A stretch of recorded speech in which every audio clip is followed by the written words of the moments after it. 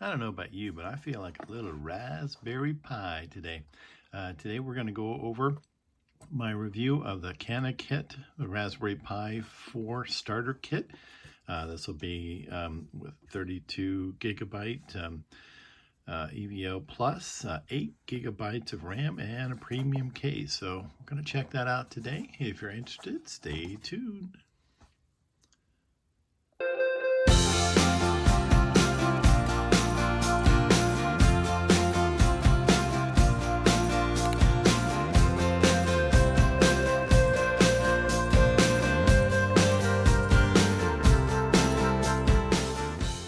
All right, today we are going to take a look at and review the Canakit Raspberry Pi 4 starter kit. It's cost me about, normal price on Amazon was $119 US. I've been looking at it so many times and was just on the fence, and I guess Amazon sensed it because they gave me like a $10 coupon, which made it $109, so I just couldn't resist and I snapped it up.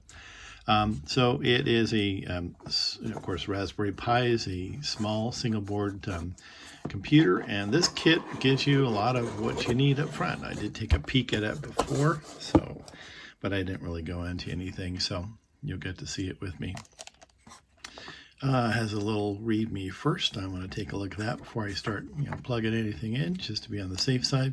Nice little welcome, and this is nice because it gives you a little guide to the GPIO pins on the Raspberry Pi. Haven't seen a lot of people utilize that lately, but I'm planning on doing that. So I'm hoping to maybe use this in a robot function in the future. Also comes with a mini HDMI to regular HDMI. I think it's supposed to be about 6 feet, so that's not bad at all. And then we have the power supply, and for whatever reason they've taped the heat sinks on that, so they just have a little heat connective adhesive, and you just put them on the chips. Helps cool things down from what I've heard. The Raspberry Pi 4 does run a little hot, so we're definitely going to be using that. This is the Canakit USB-C power supply that comes with it as well. Need that for powering it up, so it's all nice. It's all in one spot. Okay, and this is the pre-programmed 32 gigabyte micro SD card. It may appear as 1 gigabyte when inserted. Okay. 32 gigabytes, so that's not bad. I believe it's already got NOOBS loaded on there, so I can start it up right away. Oh, this is the little mini fan that hopefully will keep things a little cooler. I heard that's a little bit of a challenge on this particular Raspberry Pi. Okay, and then here we have the actual case. It's kind of curious. I'm going to have to rip it out a little bit. Kind of curious about how it would look. It is a plastic case, and they appear to be okay. It's got little rubber feet on it, very nice venting on the bottom, I guess, to kind of give it a little circulation flow. It's got all your ports and everything lined up. That's where your card will go. I'm going to do that last, and then you've got your USBs and network card. So it looks okay, a little slick, so it shows the fingerprints easily. And I think, yeah, this part comes off here too. So you put your board in here. I think you slide it in, and then you assemble all that. So that'll be interesting. At least it's something to kind of keep it protected and everything. And then here's the star of the show, the Raspberry Pi 4 computer. Model B, 8 gigabytes of RAM. And okay, actually it looks like this part. You just, undo that. And there she is. All right. Okay, I'll just touch the ground surface here real quick. Okay. There she is in all her glory. Okay. Okay, off to the side here, so the lighting's a little better. All right, Okay, so we have our 40-pin GPIO here. I believe this is the interface for camera or video. Maybe that's camera, and that might be video. But of course, your standard interfaces here. You have the USB-C section here, where essentially you're going to plug in your power cord. I don't believe it works with data. It's just used for power. These are two mini HDMI plugs or sockets where you can put in your plug for those. So it can support up to two. I hear if you do one, then you can do up to 4K at 60 hertz, and then if you do two, it's still 4K, but they're down to 30 hertz. So that's great. And then there's an audio and actually video jack, they said, two here.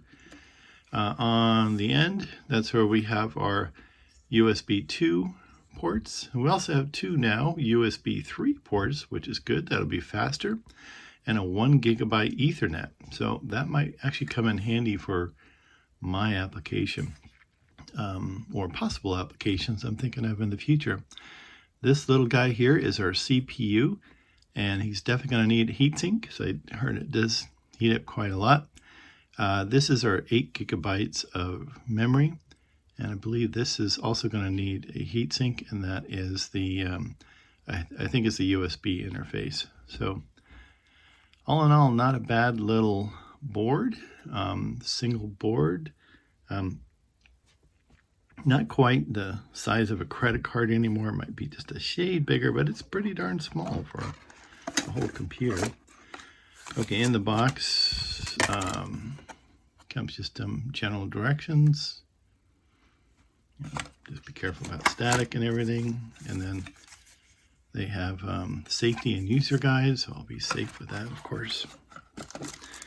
Also in the package is, this is I believe a new trend for the Pi 4. Instead of having unplug and plug it in every time you want to power up the micro processor, you just use this. You stick the other end of the USB power cord there, and then you have a nice little power switch, and the LED goes on when it's on. So that was a great idea, and I think everybody's adopted that and everything else. Okay, now this is a card reader to be used in your PC or Mac if you need to reload NOOBS again onto your memory card. So I'll take it apart later, but I believe it comes out, and there's a USB plug that you can put into your computer. Not quite sure how that works. Oh, there we go. Okay, I guess you insert it inside and then you stick it into your computer, which seems odd and prone to some issue, but maybe not. So I'll check it out later. Good to know in case, I do have an issue where I need some. And it does come, I've seen other kits that have a really nice, large book, but at least they give you, this start guide. So that's good. There's a little warranty. Oh, good. Tells you about all the different parts, where they are, what they do. So see how to connect, Raspbian Buster, shutting down the Raspberry Pi, Raspberry and Wi-Fi configuration, GPI port, and Python. And that's really one of the reasons I got this, is because I wanted to learn more about Python. So it's good. It's not a bad little booklet. It's very small, but still better than nothing, and gives us a start. So we are going to get into setting this up. So we'll see how she runs. Got to get my monitor and keyboard and mouse, and then we'll set up and see how it goes. Okay, I'm going to start off with the case. Okay, there's a notch here. Yeah, that's for the micro SD, so that one definitely goes in there. Looks like it's got some little clips on the side here, so you kind of go in from the side. Once you do that, it looks like it's aligning perfectly. This one doesn't have any screws or anything. I think it's just pretty much kept in by clipping it together. Obviously this goes this way here. Okay, yeah, so it's just gonna clip together, and the plastic keeps everything together there. I'll probably take it off in a moment to put on the heat sinks, but just kind of orienting everything. Okay, so yeah, I better take it off now to get into the heat sinks first, and we'll get those placed on there. Okay, one of the problems with being a parts hoarder is that you'll be faced with a lot of decisions. This is a little heatsink kit that I got a while back. I thought, oh, I know I'm eventually going to get a Raspberry Pi, and they seem to have a lot of issues with this. Maybe I'll just get the board without the heatsinks. So I thought, hey, I'll just get the heatsink kit. So I did. And just kind of comparing essentially the heat sinks that they have. I mean, the main one's pretty good. I looked at all the bigger size ones, and some of them were even smaller than this. They're not like it's nice brushed aluminum and all that. But then I found this guy here, and he doesn't have as many fins, but the fins are a little chunkier, and it's about the same size, of course. And it's got cross cuts too, which might increase the ventilation instead of it just having the air having to go down one channel.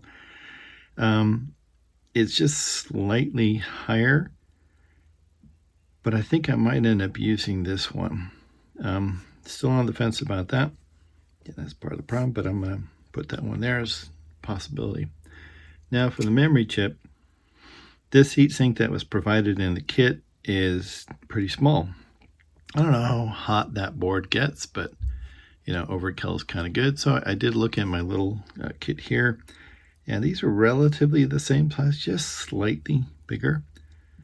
But here's another one. It's got the cross cut, so you got a channel for air to go and then a side channel for air to escape. And as I hope you can see on the camera, it's a little bit taller and has a little more beefiness. So for the memory part, I think I might go for that. Here's another one, and it's also very chunky. Look how much taller it is compared to the other one. It does have channels going the other way, and was kind of hoping to have them all kind of aligned so the airflow wouldn't have any breaks. So I guess I could switch this one around and that one around because they're square. So that's another possibility. So a pretty big difference on that one. So this one, yeah, not quite as big. I don't know. I'm gonna have to think about that one too. So you'll see in a moment what I decided as I ponder that. And then for the USB one, it's pretty tiny. And this is quite a bit bigger. But actually, when you think about it, I don't think it would overhang a little bit, just slightly on the chip. So it's a little bigger than the chip. This one, when you put that one on, you can actually still see some of the chip. So, normally I don't like to have it overhang at all, but considering the size difference, just of the metal itself, again, I don't know how hot that little USB chip gets. I believe that's a USB chip. I might just go for this one as well too. But they're not bad heat sinks that they give you in the kit. It's just I happen to have some variety here. So and there was a few different ones, and some of the larger chip heat sinks were smaller than this one that they gave me. So that I had in the kit, but I did have this one that looks like a chunky monkey that I might just use instead. So you'll see in a moment what I decided, but that's kind of my heatsink dilemma. Decision made. Sorry, Canakit. You have good quality heat sinks, but I'm gonna go for the ones I got in the kit. So I think they're gonna do the job a little better. So put it on there. It's got that thermal adhesive double-sided tape, one side stuck to the heat sink already. So just kind of firmly get that in place. That should make a good connection. Not too much pressure, just a little bit. Okay, and I'm also going to go for this one here. It's definitely taller, more material than the Canakit one. Again, a good quality one from Canakit. It's just since I have these bigger ones, I'm going to go for those instead.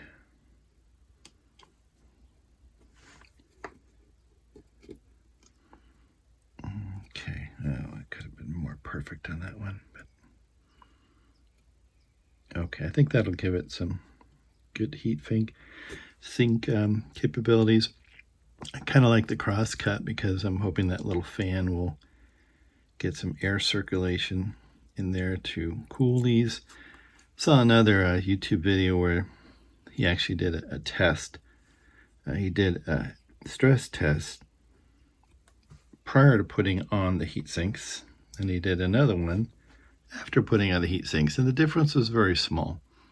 So, you know, I think with the air circulation, that probably will do a little better job in cooling things. So I kind of like the cross fin design. They go up a little taller. This one for sure taller. This one a little bit taller than the other one. A little thicker in the material, the metal material. So I think that hopefully will work. So the heat sinks are in. With that in, now comes, yeah, everything's there. Everything is there. Looks pretty good, I must say. I think it's gonna hopefully keep it pretty cool. I hope I didn't get too far off on that one. I think it's about right. Okay. And if you wait till perfect, you'll never get it done. Okay, there we go. First part of it all set. Now, the next part is going to be the installation of the fan. I believe it goes here. I'm going to read up a little bit. There's some, you have to hook up the power to some of the pins there. I'm a little disappointed that the GPI pin access is not a little nicer on this. I think it goes like that. Okay, I don't know if there's enough room to get a ribbon cable through there. But when you got the top on, I guess it's plastic so you can take it off anytime. You can't really get to the GPIO pins there.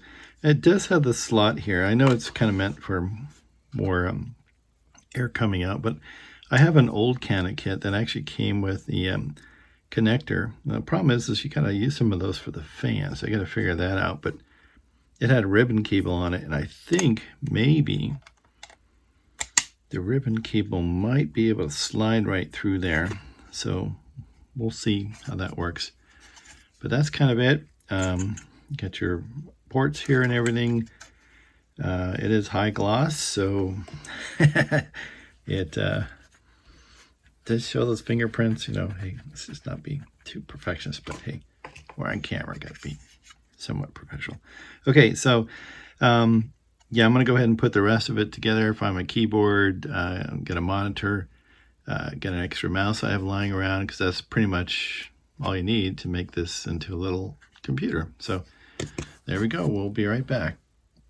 Okay, just a quick update. I did notice, you know, pretty much got our main heat items covered. Saw someone else put a heat sink on the power thing. I don't know why, but yeah, there is one chip left though. This Gigabyte controller.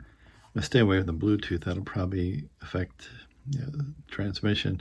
But the Gigabyte controller, I might end up using that. So I still have this little small one that they gave me for that. So I'm going to stick that on here. I'm not going to show that on camera because that'll be a little dicey. But I'm going to use that on that one just to have as many heat sinks as possible, because heat is an issue for this one. So we'll see how that one goes. But that last little heat sink in there. So yeah, it's a little heat sink. Crazy, but hey, you know, you can never have too many heat sinks on a Raspberry Pi 4. Okay, all together. Figure I'll put mine here so the label's like that, so the ports are in the back. Oops, there we go. Okay. Still have to install this. Most people are mentioning you probably should wait till you've got it in there so you don't damage it, and that makes total sense. Oops, sorry. That's not going to sound good on video. Alrighty, let's just get this little guy out of here. Hit a little ground thing, make sure I'm not charged. Okay, very, very tiny. EVO plus. Oops, wrong side. There we go. I think it goes in that way. Should have checked that before. And it's very delicate. Okay, nice little click. All right, we are ready to plug some stuff in. Let's go. Okay, I installed the little SD card here, 32 gigabytes. It comes preloaded with NOOBS. They say most people are mentioning it's good. It probably mentions in the book too. Put that in last. You don't want to have it in there or jam it into the case. You might end up damaging it. So they do give you that nice slot there, which is cool. As you see, everything lines up. There's our power USB-C, our two HDMIs. That's the main one that you hook up. There's audio and composite video. USB ports C 2 and 3 and Gigabyte Ethernet. So now I'm going to start putting in the fan and to get that all ready. So this little guy is going to need to be installed. And it's a pretty small little fan. Shouldn't take up too much energy. Okay, it's going to essentially go right into, let's see, that's going to be the back. It's going to go right into this. Okay. So I'm going to take a moment to kind of read the manual, just make sure which pins I have to connect to that. So we'll get to that in just a moment. Got the small fan together here, and the instructions do indicate you would connect up the power to these two pins here. And let's see, that's, yeah, pin 4 and 6 if you want like super power. There's another combination where you can connect one or the other leads if you want it a little lower power. I'm going to try it on the highest power level right now just to see how that does go. So that's all set. Taken out the power supply here. Okay, so yeah, it's got it's 3.5 amps, I believe this is. So that is not a bad power supply. Mine, of course, is 120 volts. Yeah, its output is 5.1 volts, 3.5 amps. Let's straighten that out because I always like to straighten those out. On the end, if I can get it up here, there we go. Okay, so it's got a USB-C. This switch is great though. That's a great idea that they included it. It's kind of in line with all the 4s. Just put it in line. You could just plug it in directly, of course. But now I have a switch here. So that's a handy little device.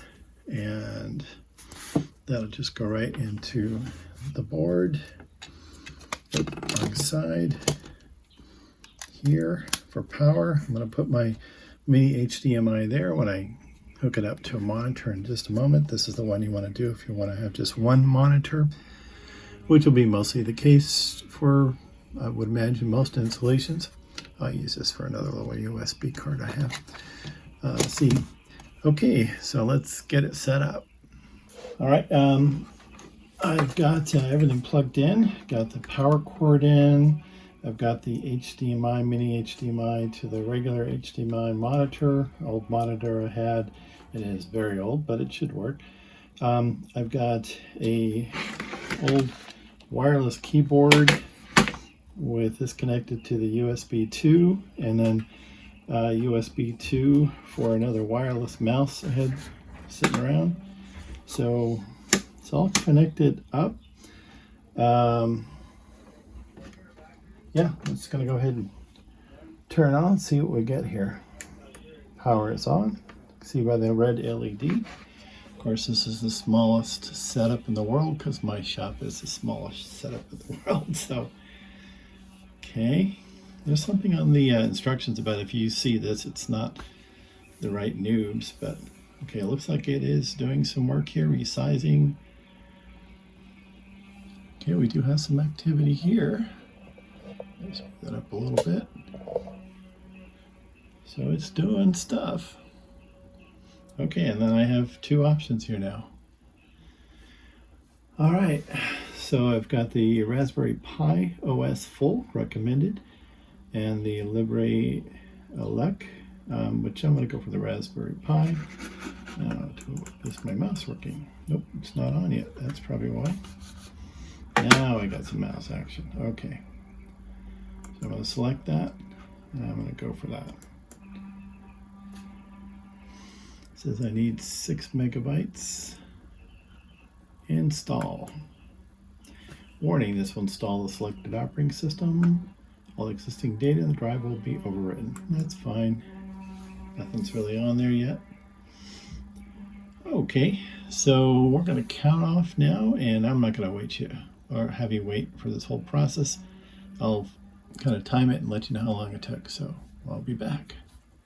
Another little side note as we're waiting for the program to completely install. I did put in the fan here, and it's got a very slight breeze, so I'm hoping it does some good in there, but they do, you know, some of the advertisements were saying it's whisper quiet. It is pretty quiet, so I'll be quiet for a moment so you can see. You don't really hear the fan. I mean, it's not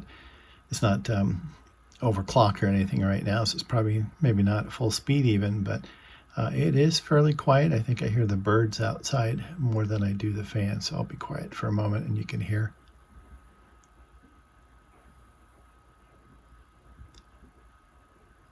So, not too bad. Okay, it's paused with 14 minutes and 16 seconds on it. Okay, 14 minutes and 16 seconds. Not too bad for the operating system to be installed. I'm getting this message here. I'll say OK to. And the screen goes blank. I'm sure it's doing something important though. Come on, little Raspberry Pi, you can do it. Okay, something's happening. Okay, it didn't say to restart. It didn't say it was going to restart, but it kind of looks like that's what it's doing. Or maybe I just missed that on the message. So, as you see, it's a beautiful blank screen. But something is happening, I'm sure. Oh, there we go. Oh, all right. Oh, no session for PID 791. Error. All right. Okay, welcome to Raspberry Pi Desktop. Before you start, there are a few things to set up. Next. Okay, country. I happen to be in the United States, so I'll change that. American English is fine. Time zone. I'm not even sure where ADEC is. It's probably a very nice place, but I'm going to go for Los Angeles because I am Los Angeles County. Use English language. I guess I have to check that off. Use US keyboard because I am in the US. Okay, setting the location. And this is the familiar backdrop for the Raspberry Pi 4. Okay, I'm going to put this on hold while I enter a super secret password. Secret password entered. Let's see. The screen shows a black border around this desktop. Okay. Yes, it does. Desktop should fill the entire screen. Tick the box below if your screen has a black border at the edges. Yep, I definitely do. As I can see here, there's a black border all the way around. So I want to fill that up. Update the software. Okay. Operating system applications will now be checked and updated as necessary. This may involve a large download. No network connection found. Unable to check for updates. Yeah, because it hasn't asked me for Wi-Fi yet. It's now ready to go. Do you want to restart? Okay, I'm gonna restart it, and then maybe I should set up the. Okay, I'm gonna restart it, and then I'll come back in and then find the settings for the Wi-Fi, and we'll get started with that. So I'll be back. Okay, I had to figure out at first how to set up the Wi-Fi. I thought maybe there'd be something off the main menu. If you click on the top here, you got a drop-down menu. But actually, there was a bunch of red X's on this top right corner here. That's where the Wi-Fi goes. So I just clicked on that, and it allowed me to select the Wi-Fi and put in my information. So that worked out pretty good. So on the drop-down, does give you some options here. You have some programming interfaces, Java, Genie, Greenfoot, Java IDE, different ones here. Scratch, I think is good for kids just learning, probably at my level too. And Sonic Pi is for, as I learned from the advertisements, a program for music. The one I'm probably going to be using is Thony Python IDE. That'll be good for Python programming and learning about programming. So that comes already set up. Education, there's a smart sim here. Office, so you've got, I think these are, from what I heard, they're pretty good applications. There's, it's kind of like an office suite where you have a spreadsheet, drawing program. Impress is probably some sort of presentation. I don't know, maybe the math one is actually some sort of variant, scientific formulas and equations by using math. And then the writer, which is kind of like a Word equivalent. So actually comes with pretty good stuff right out of the box. You've got your internet, Chromium web browser. It's a variant from Chrome, from what I heard, made for Linux. And that's nice to have in here. There's a mail program and some other viewer program. There's sound and video player, graphics, image viewer. It's got a few games: Boing, Bunner, Cavern, Minecraft Pi. I heard that's just like the first part of it. Mirapod Python games, that's cool. Soccer. And then for accessories, you've got an archiver, just a basic calculator, file manager, PDF viewer. Pi Diagnostics, SD card copier, task manager, terminal, text editor. It's got a few help items built in, Debian reference as well. Preferences, you can change things here. I was kind of looking for the Wi-Fi here initially until I realized it was on the top right corner here. And then you could, you got a run prompt here. You can start getting right into it and then log out. So all in all, not too bad. I guess I'll just go in and do a little check here. It takes a few moments for that to load up. It's got it's a few main pages that are already set up. I'll go to something else. Let's see. Oops. Gotta get used to my cheap new keyboard here.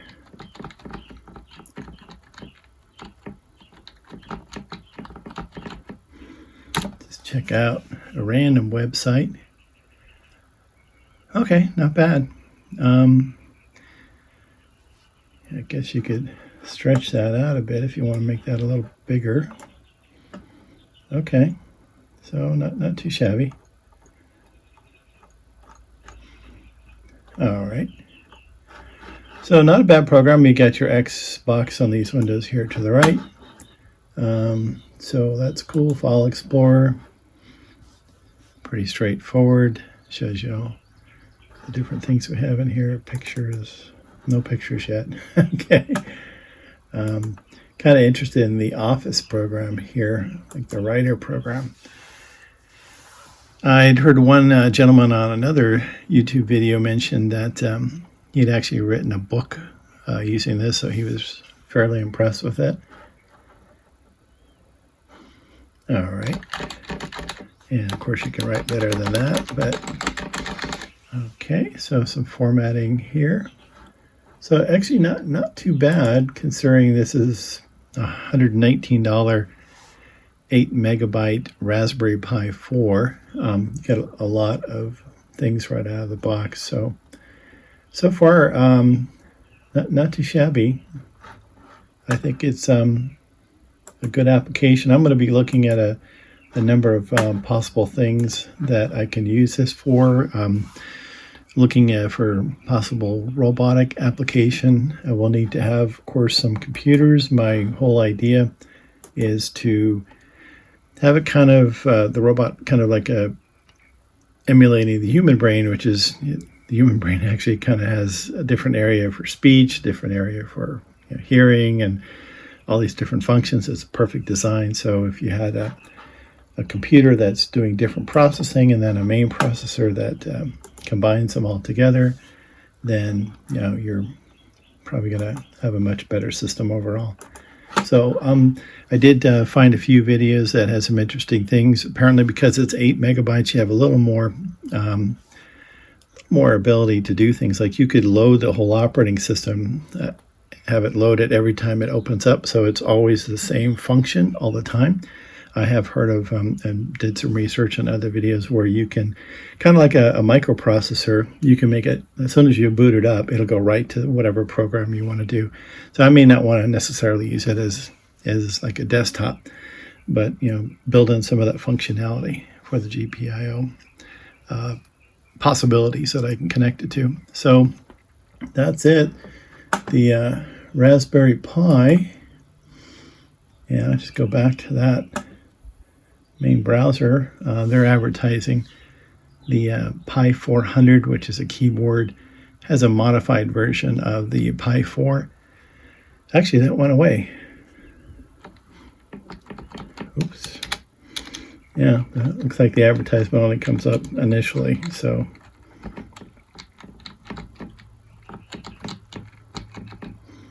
I think it's raspberrypi.org.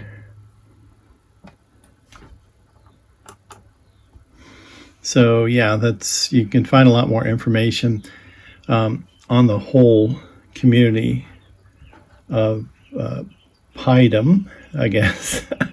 Different projects you can do. I just got the Raspberry Pi Pico, a microcontroller, so I'm kind of going for that same family right now. But yeah, this is not bad. I mean, it does take a moment to come up on the browser, but it's pretty nimble at 8 megabytes. I have plenty of memory, and obviously I'm not going to feel much heat here, but I haven't really been pushing it that hard, but it seems like it's working pretty well. And maybe I'm just curious. My little fan is going like crazy. I feel a little warmth, but not super hot. But okay. So, yep, she's working. So that's the Raspberry Pi 4. Hopefully you enjoyed it. I think it's a pretty good purchase. The Canakit is, they're a really good company. It comes with pretty much everything you're going to need to get set up, except for the monitor, the mouse, and the keyboard. So you have to have those if you're going to buy this kind of a kit. They do have another kit that also has its own version of a keyboard. It is wired in with USB, and they also have a special Raspberry Pi mouse in the same color scheme, the kind of red and white. And it looks real nice. This one's got a real thick book that comes with a lot more information. And then, of course, they do sell this type here where everything's incorporated. Slightly different version of the Raspberry Pi 4 because it's the same thing, essentially. It's only 4 gigabyte, though. They don't have any ones of those in 8 gigabytes, at least at the time of this video. So kind of nice. I heard the keyboard's pretty decent, but it kind of contains everything in there. And gives you a place to plug in your mouse and everything. So different configurations. I just got the basic one just so I can get started because I already had a monitor, a mouse, and a keyboard. So you may have to shop around a little bit, but if you want just a basic kit, and you want the power supply and the heat sinks and everything, Canakit was pretty good. The one with the premium black case seems fine. There's other ones out there that are probably better. But, I think for my purposes, it's going to be fine. I don't intend to overclock it or anything. So hopefully you enjoyed the video and my review. I'd give it a good thumbs up. I think it's a good kit, a good product. Of course, Raspberry Pi's got a great product in the Pi 4. And I think with 8 gigabytes, you can't go wrong. It was $20 more than the 4 gigabyte version. And will I ever need it? Maybe not. But as things get more advanced, I'm sure there'll be more programs that will take advantage of that extra 4 gigabytes as opposed to the regular 4 gigabyte one. So there you have it, the Raspberry Pi 4 kit from Canakit. Case is not too bad, operating pretty well, and I think a very good purchase. So it's nice that everything comes together. So I will give this one a nice thumbs up for the Canakit Raspberry Pi 4 starter kit with premium black case and 32 gigabytes of EVO Plus and 8 gigabytes of RAM. Nice job, Canakit.